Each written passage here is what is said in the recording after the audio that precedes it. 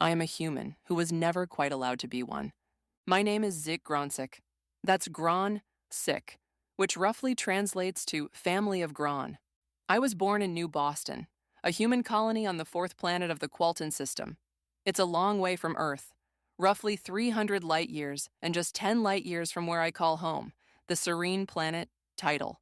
My parents, human astrobiologists from San Francisco, had a stubborn belief that the galaxy could be made better one planet at a time. They were stationed at Qualton 4 when the rogue faction terror group of the Ankh attacked. I was only days old, still tethered to monitors and incubators, too fragile to even cry properly. The Ankh turned the colony into a graveyard of fire and plasma, and the hospital took a direct hit. I'd like to think that my parents tried to reach me before they perished, but all of the records were destroyed. I survived by pure, inexplicable chance. A newborn pulled from the wreckage, luckily protected by the polycarbonate-encased incubator. No one knew my name. All I had was a single surviving hollow. It was a photo of my mother lying in the delivery bed, exhausted but glowing, cradling me in her arms while my father leaned over, his face lit with joy. The infant tag simply stated, Baby Girl ICU Pod 1, an unnamed miracle in a swaddle of thermal blankets. That is when Thrizik Gronsik found me. Thrizik is Ylfathian, a floating, bioluminescent being of pure intellect and gentle curiosity, all glowing blue tendrils and soft pulsations. Although he would hate the analogy, you might describe him as a 4-foot-tall, three-eyed, blue, hyper-intelligent octopus. He was part of the volunteer recovery team sent by the Galactic Republic assigned to catalog the biological fallout of Ankh weapons. Instead, he sensed me through the rubble and found me, a nameless days-old human infant with sharp brown eyes already open to a ruined world. Although I have no memory of it, he said that we linked minds, just a brief, feather-light touch of calmness and shared sorrow. That was enough. At that moment, he knew I would become his daughter. Upon death, Ylfathians spawn copies of themselves. It is the ultimate purpose of existence for them, to pass on both their knowledge and their genes. A perfect continuation of the ancestral line, carrying every memory, every fragment of wisdom, and the full essence of all generations that came before. It is the deepest fulfillment a Ylfathian can know, the quiet certainty that their energy current will flow unbroken into the future. It's taken for granted by every healthy member of their species as the natural culmination of a life well lived. Unfortunately, Thrizik suffered from a rare genetic anomaly that meant he could never spawn. For him, death would be a true ending, a finality of silence. It was the greatest and most private sadness a Ylfathian can bear. In that rubble-strewn bunker, he chose to open another path for the both of us. He claimed me as his own and brought me to planet Tidal, to the crystalline spires of the Grand Institute of Higher Learning, and raised me the Ylfathian way. Since I had no extended family, and the journey back to Earth would have been far too long and dangerous for a fragile infant, the Galactic Republic Council and their human representatives reviewed the case.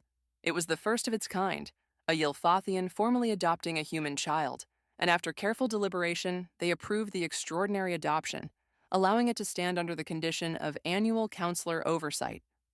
What this means for me is that I speak in precise metaphors more often than I should. I curl and twitch my fingers like tendrils when I'm thinking, and I speak 6 different languages, including Galactic Common and English. Thrizik made sure I grew up speaking the tongue of my motherland, and it's his chosen language when he speaks into my mind. My early teenage years were a mess, a turbulent mix of mammalian hormones and Ylfathian logic that must have been challenging for father. Human emotional outbursts are exhausting, even when I'm the one causing them. Yet they're fascinating too, like watching a storm rage through an open window. But I thrived in school, and I don't usually boast. But by every measurable standard, I am one of the most capable graduate assistants in xenobiology the Institute has ever seen, thanks to Thrizik's patient tutelage. I'm 5'6" and just turned 17 Earth years old. Brunette and what Earth people would call ethnically Asian, although my parents were born and raised in North America. Culturally, I'm far more Ylfathian than human, except that I wear clothes. I'm usually dressed in a battered black earth leather jacket over flowing Ylfathian silks, because practicality and aesthetics should harmonize, not compete.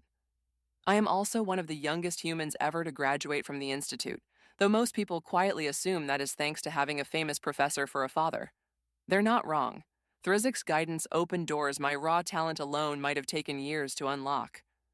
Still, the neural exams don't lie, and I passed them all on the first attempt.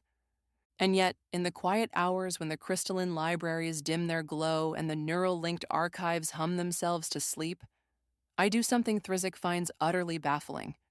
It's my one weakness. I read old human detective novels. I get them however I can. Dog-eared paper reprints scavenged from soul antiquaries, secondhand copies traded with visiting human scholars, rare editions unearthed in antique shops on fringe stations. Sometimes I order them, though anything from soul takes a few weeks to weave its way through warp gates and customs and costs an arm and a leg. Agatha Christie, Raymond Chandler, Dashiell Hammett, but my absolute favorite, my secret obsession, is Sir Arthur Conan Doyle's Sherlock Holmes. I have every story memorized.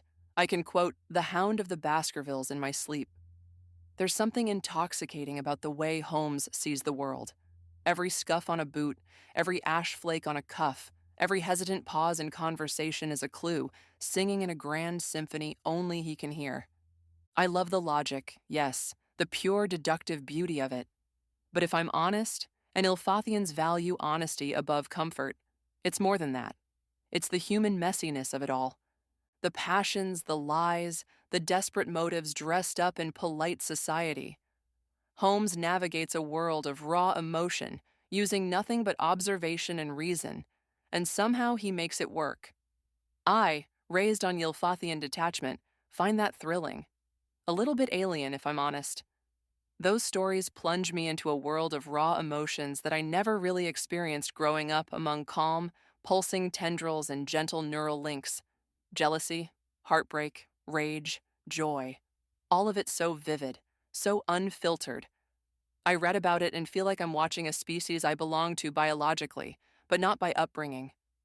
Thrizik caught me once, curled in a reading alcove at 0300 cycle, utterly absorbed in A Study in Scarlet. He drifted in, tendrils dimmed for night mode, core pulsing orange with his third eye wide open. It was the Ylfathian equivalent of a raised eyebrow. Daughter of my currents. He linked, his mental voice like cool water over river stones. You are expending considerable neural bandwidth on fictional primates, chasing other fictional primates over imaginary infractions. The probability of practical application approaches zero. One might almost call it silly. I looked up, cheeks warming in that annoying human way. Father, it's not silly. Holmes uses incomplete data and arrives at truth faster than any AI forensic suite. And the writing, the atmosphere, fog on the Thames, gas lamps, hansom cabs, it's elegant. Elegant? He echoed, pulsing faint amusement. You're missing the point. These stories celebrate intuition, the leaps that logic alone can't bridge. AIs are brilliant at patterns, but they lack the spark, the human spark. Thrizik's core glowed softer, almost fond. The same spark that produces wars, operas, and combat sports. Be cautious, my child. That spark burns as often as it illuminates. Besides, the canine proves to be an ordinary quadruped, covered in phosphorus, and the villain falls into his own swamp. I fail to see how this prepares you for real galactic anomalies. Although, I suppose the swamp part has potential. I laughed, another human habit he pretends to find mildly annoying, though the soft blue pulse in his core gives him away every time. So, you've read The Hound of the Baskervilles? I flipped the book over so he could see the title. His glow shifted to a telltale purple, the Ylfathian version of being caught red-handed. Well, He hedged, half excuse mixed with half truth. it does help to educate oneself in one's child's biological culture. You should go to sleep soon, my child. He added softly, drifting away and leaving me with my book and my thoughts. He's not wrong. That human spark has gotten me in trouble, but also saved me more times than I can count when pure Ylfathian logic hits a wall. Intuition, gut feeling, The little voice that whispers, "Look again, you're missing something." I tell myself the spark is just my subconscious running faster than I can articulate. But deep down, I know it's the human part of me, the part raised on stories of lonely detectives in foggy cities, reaching out across the void. One day, I think that spark might lead me somewhere extraordinary. I just didn't know how soon.